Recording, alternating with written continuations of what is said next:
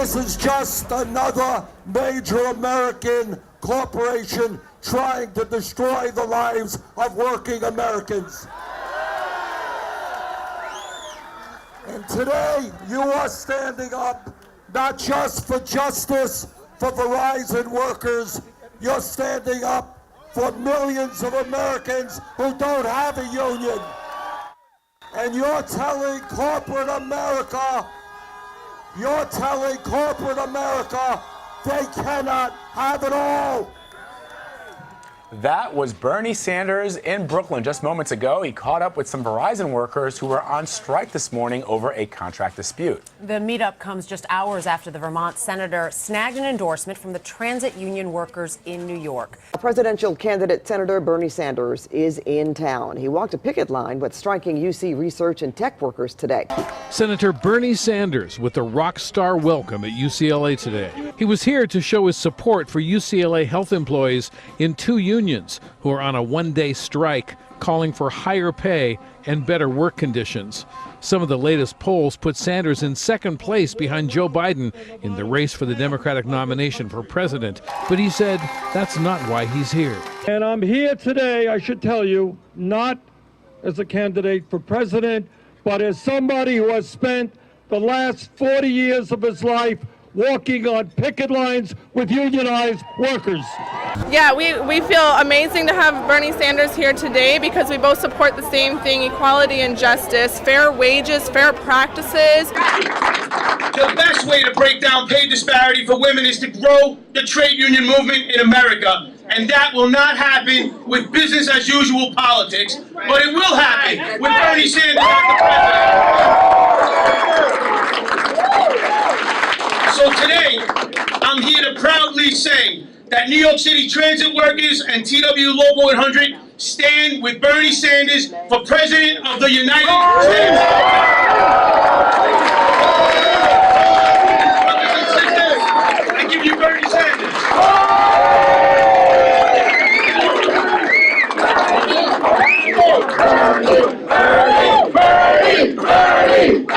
In his push to raise wages for workers at some of the country's largest corporations today, Senator Bernie Sanders is taking his fight directly to one of his main targets, appearing at Walmart's annual shareholders meeting to try to get workers a seat at the table. Sanders is making a case for a plan that would essentially put hourly employees on Walmart's board of directors and raise the retail giant's minimum wage to $15 an hour. This whole trip is about giving attention to Walmart employees and giving them a voice using his presidential campaign. Now, Sanders had 3 minutes to speak directly to Walmart shareholders in the building behind me, and he named the Walton family and said a family that wealthy should not be paying its workers starvation wages. You got, tens and tens of thousands of workers at Walmart struggling to make ends meet. And some of them are forced to go on government programs, like Medicaid, food stamps, public housing. The taxpayers of America should not have to subsidize the wealthiest family in this country. It's not a radical idea. I'm asking Walmart, the employees are asking Walmart, pay the workers there a living wage. You don't get rich on $15 an hour, that's for sure. But at the very least, you can live with some security and dignity. What's the response to people who say this is all check my record. I've been doing this stuff for my whole life. I've been on picket lines for the last 30 years. It is an honor and a privilege to be here in Mississippi. And it is an honor and a privilege to be with all of you and with all of these great people up here on the stage. We love you, Bernie! The eyes of the country and the eyes of the world are on you this moment. And I want to congratulate the men and women in the UAW for their incredible courage in standing up for justice, for standing up for dignity. So Bernie's coming here today to introduce himself to the representatives of over 5,000 JetBlue in-flight crew members that have voted to unionize with the Transport Workers Union 3 days ago. And you won big. I mean, it wasn't even close, was it? 2-1. 2-1. 66% of the vote. We'll take that every time. And it was a high turnout too, yeah? Huge turnout. Hey, congratulations on an amazing victory. You didn't even make it close, huh? This is a tremendous victory. In fact, it's the most important union election in the labor movement in quite some time. I think the tide is turning. I think so. I think so. Anecdotally, I believe, as a guy that's out there with workers constantly, I believe the tide is turning. People have taken enough crap for too many years, yeah? You're not kidding. And they're beginning to fight back. The company Carrier and its decision to close down its manufacturing plant in Indianapolis and to move it to Mexico. This union, they are backing Bernie Sanders. Bernie Sanders was with them on Friday at a rally. Today, we are sending a very loud and clear message. Bernie Sanders' message of economic inequality resonated with this union crowd today in Indianapolis. Respect your workers, respect the American people. Senator Bernie Sanders and his wife Jane made a quick stop at the Wyndham Grand Hotel Monday morning. Senator, welcome back to Pittsburgh. Thank you very much. Sanders was here to speak to the National Convention of the UE, one of America's most liberal and independent unions with strong ties to Sanders. If there was ever a time in the history of this country when the working class of America had to stand up and tell the corporate elite that this country belongs to all of us and not just the 1%, this is that moment. We will create an economy and a government that work for all of us. Sanders says the decline of the middle class is the result of corporate greed, so that the top 1% can have more than 92% of Americans combined. No surprise, following his speech, the UE voted to endorse Sanders for president, becoming the first national union to endorse him. Striking University of California workers are getting some support from a high-profile presidential candidate. Senator Bernie Sanders is planning to join the picket lines today at UCLA in Westwood. 40,000 research and technical workers are striking because of what they call growing inequality and a drive to privatize USC, or at UC. We got Bernie Sanders here today. What do y'all think about that? And before his rally in Louisville, Senator Sanders met with Striking Communication Workers of America, CWA, called for a strike at midnight Saturday, claiming AT&T has used unfair labor practices during negotiations over a new employee contract. Workers say Sanders' team asked if he could stop by the picket line. Originally, I understand that he was planning on making a stop at the fair before he made his trip over to his speech. But instead, he chose to come out here and represent the hardworking men and women of CWA, which also represents the hardworking men and women of the unions everywhere. Senator Bernie Sanders making a stop at the American Federation of Teachers Convention at the David L. Lawrence Convention Center. Sanders giving a speech telling teachers to stand up for education and to oust Trump in the 2020 election. Every day, you tell your students, you say to your kids, tell the truth. You say to your kids, don't be bullies. And what kind of terrible example is he setting to the children of this country? Hi, my name's Dinah, and I'm a proud member of the International Brotherhood of Electrical Workers, Local 48. And Bernie Sanders is our best hope in the political sphere for combating that greed and revitalizing the labor movement.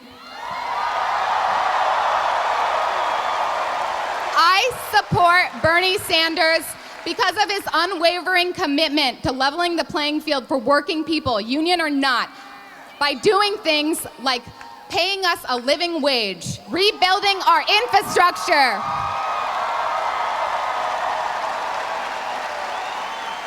and opposing race-to-the-bottom free trade agreements like NAFTA and the TPP. Who are demanding that the pipeline not be built. We are honored to be with a worldwide community of people throughout the world who are demanding that the Dakota pipeline not be built. Do not shut down this hospital. It's 6 o'clock, and here's what's happening. Bernie Sanders joins the fight. The presidential candidate takes center stage in the clash to keep Hahnemann University Hospital from closing. Good evening, everyone. I'm Yuki Washington. And I'm Jessica Cartalia. Sanders joined protesters outside the hospital's main entrance this afternoon, giving the cause a national platform. Yeah, Vermont Senator Bernie Sanders added his voice to a growing chorus of people calling to keep the hospital open. He also announced a new plan this afternoon that would allow struggling hospitals to be bought by communities like Philadelphia. Vermont Senator Bernie Sanders stood on a stage placed right in front of Hahnemann University Hospital's main entrance today in Center City, calling the facility's closure, quote, insane. This is not just a Philadelphia issue. Sanders said some hospital owners are too concerned with profits instead of patients' health. He pointed to Hahnemann's pending closure as an example, adding it's a nationwide trend. Since 2010, over 100 hospitals in the United States have shut down, and if we do not get our act together and put people before profits, hundreds more will soon be shutting down. That's why Sanders announced today he's working on legislation that would create a $20 billion emergency trust fund. The money would be given to states or local communities so they could buy hospitals under financial distress. The local community or the state must have the right to buy it first with emergency financial assistance. Now, I understand that you have a governor here who is trying to destroy the trade union movement. Well, I've got some bad news for him, and that is, if elected president of the United States, we're going to do everything that we can to rebuild the trade union movement in this country. Jobs to make a living. They've got a right to be angry. When you want to think about the kind of administration Bernie Sanders would have, kind of think about Scott Walker in reverse. Earlier today, a U.S. senator from Vermont urged Congress to modernize the Postal Service. Ever since he heard of cutbacks, Senator Bernie Sanders has been working to secure all mail services. Sanders doesn't want to see cuts affect thousands of workers across the country. We need to develop a new business model for the Postal Service, get them involved in the digital age, not run away from it, get them involved, expand what they can do both with state and local government as well as what they can do with the private sector.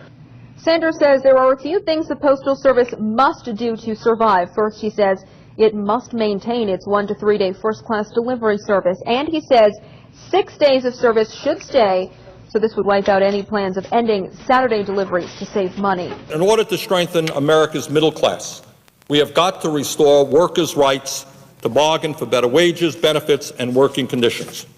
After all, union workers in this country earn 30% more on average than non-union workers who are performing the same jobs. We have got to do everything that we can from a moral perspective to reverse the decline of the middle class, to lower our poverty rates, to improve the standard of living of American workers, and passing the Employee Free Choice Act is an important step in that direction.